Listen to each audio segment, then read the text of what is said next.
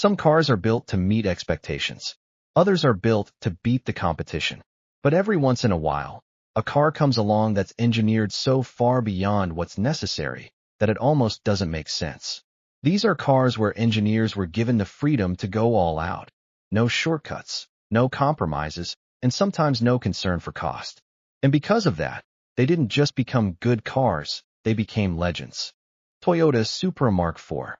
The Mark IV Supra is one of the most famous examples of overengineering, and a big reason for that is the legendary 2JZ engine. Toyota didn't just build this engine to handle stock power. They built it to handle far more than it would ever produce from the factory.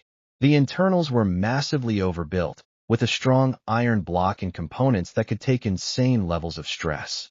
That's why today, people are able to push Supras to 800, 900, even over 1,000 horsepower without completely rebuilding the engine. But it wasn't just the engine. The entire car was designed with durability and performance in mind. Toyota wanted the Supra to compete globally, and they made sure it could handle way more than the average driver would ever throw at it. At the time, it seemed excessive, but today, that overengineering is exactly why the Supra became such a legend. Mercedes-Benz 500e. The Mercedes-Benz 500e is a perfect example of a car that was engineered far beyond what anyone expected from a sedan. In the early 1990s, Mercedes partnered with Porsche to build what looked like a normal luxury car, but was actually something completely different underneath. Each 500e was hand-assembled, and the process was so complicated that the cars had to be sent back and forth between Mercedes and Porsche during production. The result was a sedan with a V8 engine, widened bodywork, and performance that rivaled sports cars of its time. What makes the 500e overengineered isn't just the performance, it's the process.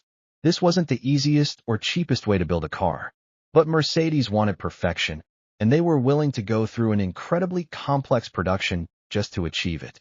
Nissan GT-R R35. When the Nissan GT-R R35 came out, it completely changed what people expected from performance cars. Nicknamed Godzilla, the GT-R was packed with advanced technology that made it insanely fast in almost any condition. At the heart of it is a hand-built twin-turbo V6, where each engine is assembled by a single technician and even signed when it's finished.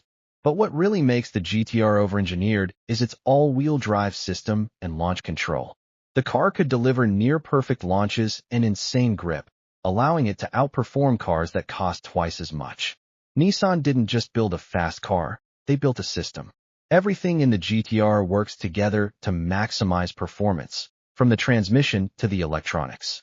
It was so advanced that when it first came out, it shocked the entire supercar world. Bugatti Veyron. If there's one car that defines overengineering, it's the Bugatti Veyron. This car wasn't just built to be fast, it was built to break limits that most people thought were impossible. The Veyron uses a quad-turbocharged W16 engine that produces over 1,000 horsepower. But making that kind of power is only part of the challenge. The real difficulty was keeping the car stable, cool, and reliable at extreme speeds. To handle this, Bugatti had to design an incredibly complex cooling system with multiple radiators, as well as advanced aerodynamics to keep the car planted at over 250 miles per hour. The level of engineering that went into the Veyron was so extreme that many people believe it would be nearly impossible to build the same car today at that price point. It wasn't just a car, it was an engineering experiment taken to the absolute limit. What makes these cars so special isn't just their speed or performance. It's the fact that engineers went further than they needed to. They built machines that were stronger, faster, and more advanced than anyone expected, and because of that, they've stood the test of time.